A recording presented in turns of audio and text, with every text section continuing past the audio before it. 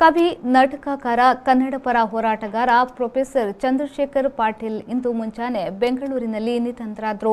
ಅವರಿಗೆ 82 ವರ್ಷ ವಯಸ್ಸಾಗಿತ್ತು.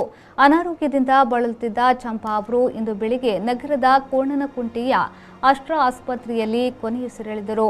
ಅನಾರೋಗ್ಯದಿಂದ ಬಳಲುತ್ತಿದ್ದ ಚಂಪಾ ಅವರು ಇಂದು ಬೆಂಗಳೂರಿನ ಕೋಣನಕುಂಟೆಯ ಅಸ್ಟ್ರಾ ಆಸ್ಪತ್ರೆಯಲ್ಲಿ ಕೊನೆಯುಸಿರೆಳೆದರು.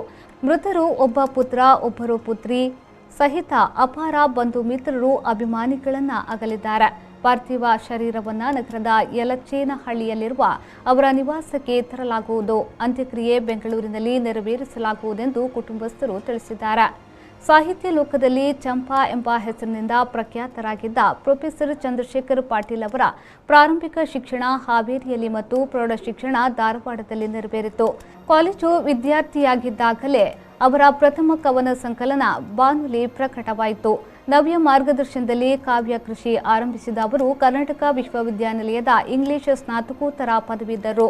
ಸ್ನೇಹಿತರಾದ ಗಿರಟಿ ಗೋವಿಂದರಾಜ್, ಸಿದ್ದಲಿಂಗ ಪಟ್ಟಣಶೆಟ್ಟಿಯವರ ಜೊತೆ ಸೇರಿ ಸಂಕ್ರಮಣ ಹೆಸರಿನಲ್ಲಿ ದೈಮಾಸಿಕ ಸಾಹಿತ್ಯ ಪತ್ರಿಕೆಯನ್ನ ಆರಂಭಿಸಿದ್ರು. 2018ರವರೆಗೂ ಆ ಪತ್ರಿಕೆ ಪ್ರಕಟವಾಗಿದೆ. 2017ರಲ್ಲಿ ಮೈಸೂರಿನಲ್ಲಿ ನಡೆದ ಅಖಿಲ ಭಾರತ ಕನ್ನಡ ಸಾಹಿತ್ಯ ಸಮ್ಮೇಳನದ ಅಧ್ಯಕ್ಷರಾಗಿದ್ದರು. 2018ರ ಸಾಲಿನಲ್ಲಿ ಬಸವಶ್ರೀ ಪ್ರಶಸ್ತಿಗೂ ಪಾತ್ರರಾಗಿದ್ದರು.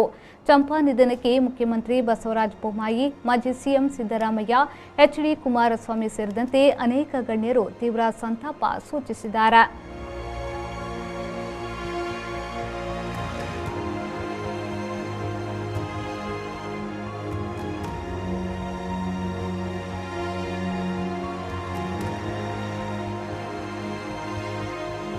ಟೇಸ್ಟ್ ಗೆ ಮತ್ತೊಂದು ಹೆಸರು Cochin bakery.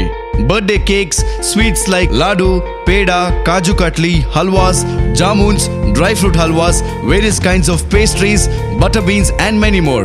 Breads, puffs, pizzas and various savories at the best bakers from Calicut. Cochin Bakery, Kaltappam and Kinatappam.